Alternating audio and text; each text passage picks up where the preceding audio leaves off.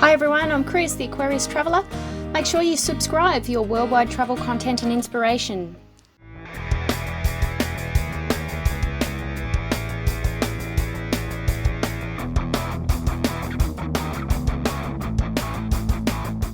Hi everyone, and welcome to episode 7 of my Queensland road trip series for today, featuring Cobbold Gorge.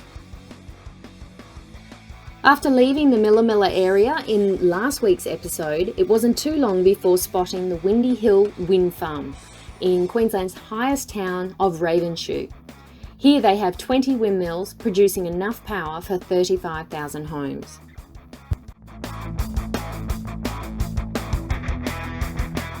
As we headed off the coast and started heading inland, we noticed how much the roads and scenes were changing to that dry, desolate Outback that we have all come to know. It was a 5-hour car journey we had that day, so we entertained ourselves by stopping a few times and getting some drone footage to show you what it was like. Thanks to all my subscribers and their continued support, I really appreciate it. If you're not already subscribed, then please do, and hit that notification bell so you don't miss any more of my weekly uploads. I've just travelled all the way up the coast of Queensland and have 6 other episodes in this series uploaded. If you're interested in checking them out, then head on over to my Queensland road trip playlist and find them all there. So we're heading on into Cobbold Gorge right now, and I just wanted to stop on the side of the road. We're seeing a lot of the termite mounds on the side of the road, and I thought you might like to just have a look at this. Now these ones aren't that large. I have seen a lot larger ones in Northern Territory, and they're also magnetic termite mounds, but they're probably 3 or 4 times the size of people. So, but they are pretty cool looking things, and there's literally hundreds of them all over the valley here. And then we have a nice big one here.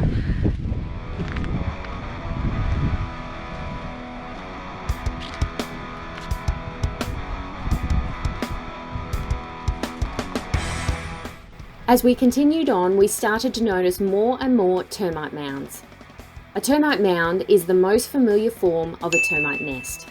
Mounds often have a very distinctive form, and their size and shape vary from hardened, flat areas to the tall, columnar structures of the spinifex termites in North Queensland, which may be more than 7 metres high. Typically, each species builds a characteristic mound like what we see here. Although there are many geographical variations in the size, shape, and the mound within species, the outer wall is hard and built of soil, and the inner region is generally composed of woody fecal material and soil. Most of the roads are corrugated, or what they call washboarding. Washboarding occurs in dry, granular road material with repeated traffic. It creates an uncomfortable ride for the occupant and hazardous driving conditions for vehicles that travel too fast to maintain traction and control. This made the journey into Cobbold a little slow.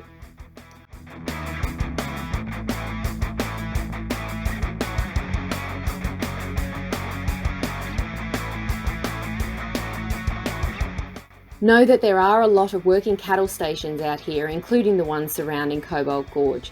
So every now and then you'll be passing cattle that aren't behind a fence and sometimes in the middle of the road. This is when you should slow down and let them move on their own accord.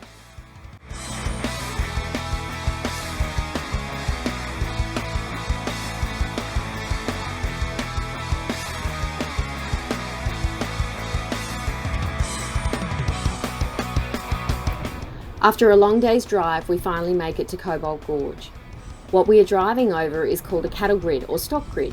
Cattle grids are usually installed on roads where they have across a fence line, often at a boundary between public and private lands.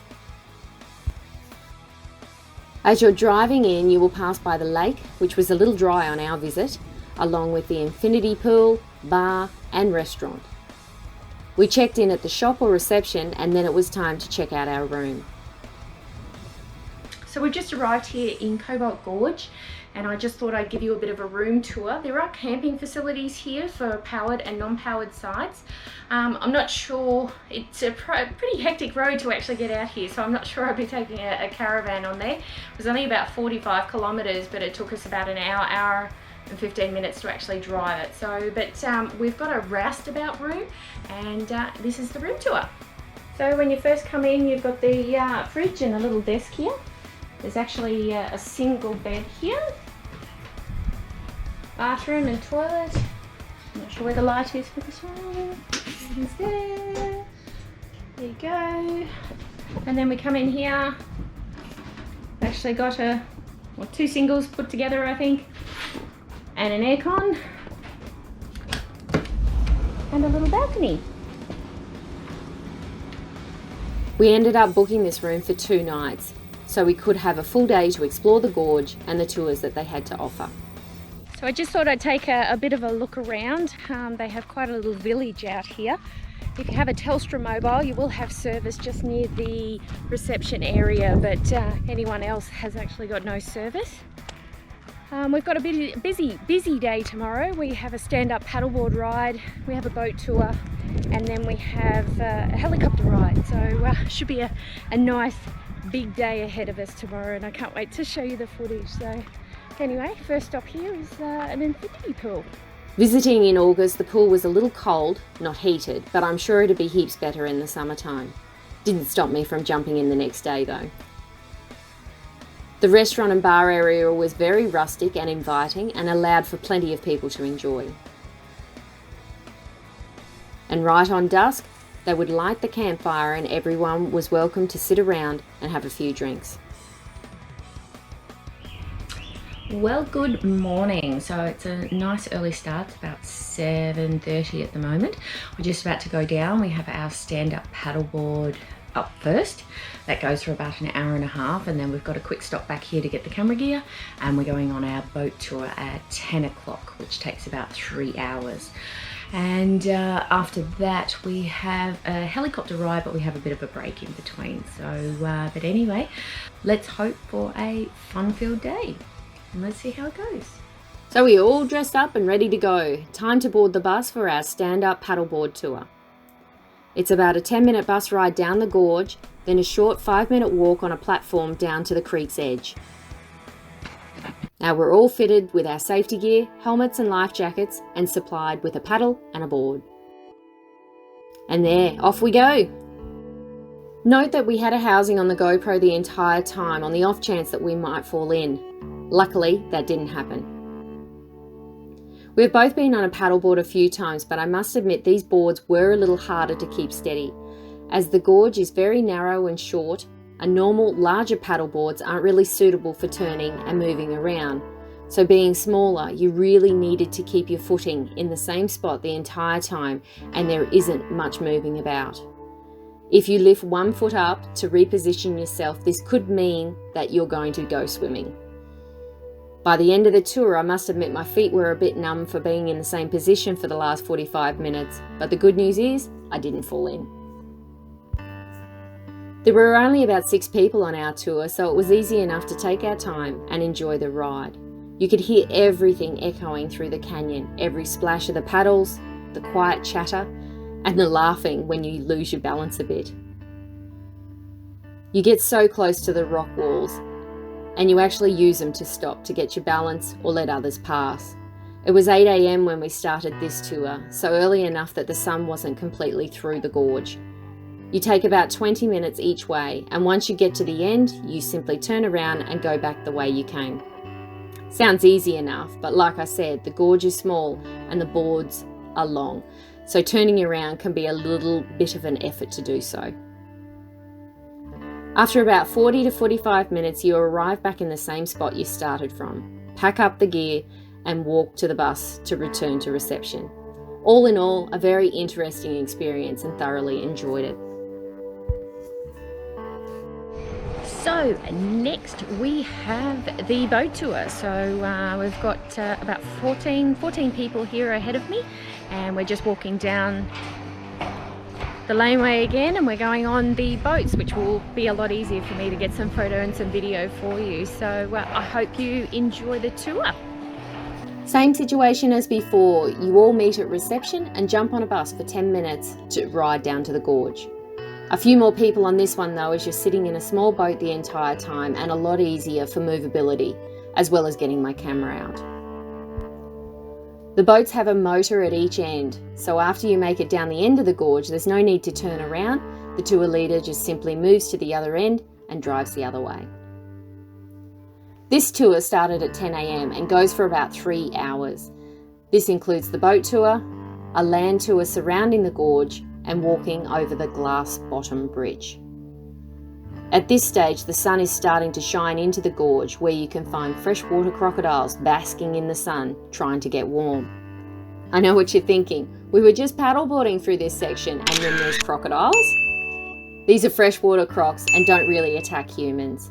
But it's not to say that they won't if provoked, so leave them alone and they will do the same. As you're first going through the gorge, it's a much larger area and gets skinnier as you go along. Once again, it was very quiet and peaceful. The water being so smooth and calm, it acts like a mirror effect, makes you seem like you're in a whole other world.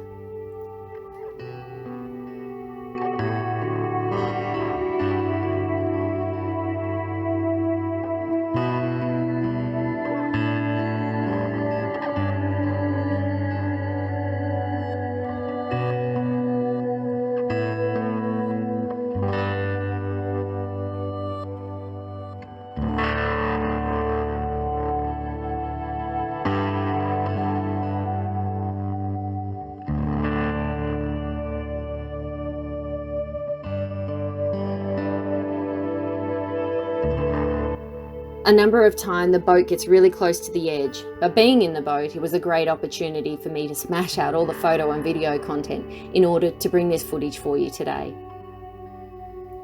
Once again, you make it to the end and you simply turn around and head back the way you came. Depending how busy it is, there could be a couple of boat tours heading down at the same time.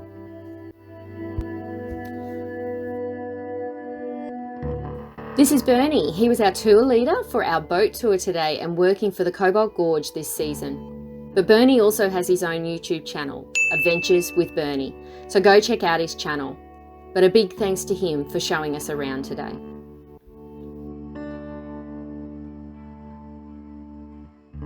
Slowly making our way back to the start again, there is the glass bottom bridge, and pretty soon we'll be walking over that. So we just finished our boat tour and we're just off on a little walk. It's a 3-hour tour to do the boat tour, so this will take us over the glass bridge and everything, but oh, it's looking absolutely beautiful so far. So yeah, just magic. Such a beautiful gorge. It's a very small gorge, one of the smallest gorges that I've been to so far. So anyway, we'll keep on going. The walking tour wasn't that intense, but we did have to start climbing up to the top of the gorge, which is only about 19 metres high. There wasn't a lot of chance for shade, so make sure you have your sunscreen on and a hat. Our guide Bernie gave us lots of information about the native plants in the area and what they can be used for, also whether you should be eating them or not. We started making our way over the tops of the rocks and then arriving at the glass bottom bridge.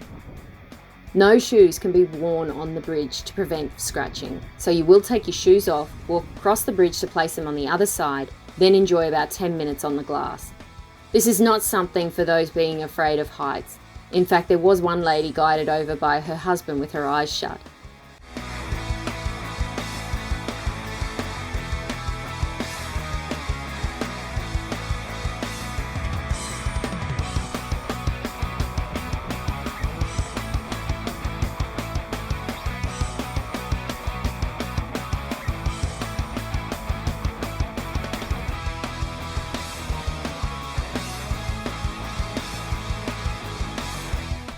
If you can manage it, it can be a little freaky at first, but an awesome experience to look straight down the gorge.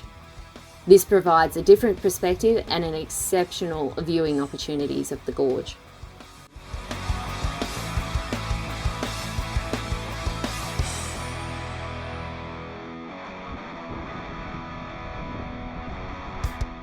After you finish on the bridge, you continue on your walk back to the bus.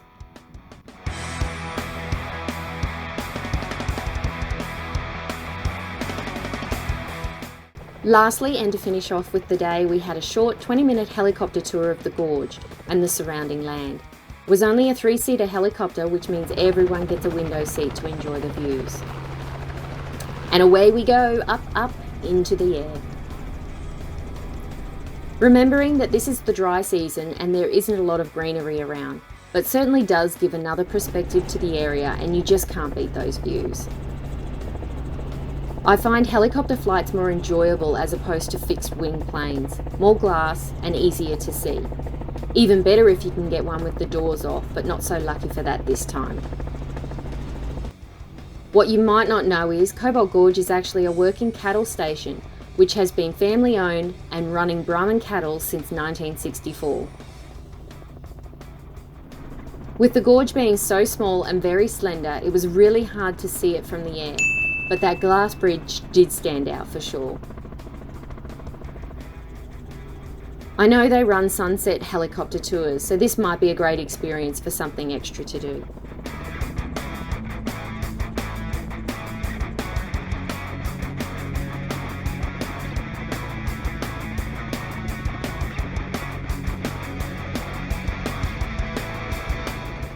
So here endeth our full-on day at Cobbold Gorge. Just finished off with our helicopter flight, and we're going back to chill in the room before having some dinner tonight. But we've had an absolutely fantastic day here, haven't we, Matt? Yeah. Yes. And yeah, so I hope you enjoyed this tour going through. If you're not already subscribed, please do. And if you like the video, please give us a thumbs up. And I will see you again next week for the next episode of our Queensland road trip. Don't forget, if you want to see the playlist for North Queensland, our Queensland road trip, don't forget to check that out as well. So until next week, I'll see you later. Bye-bye.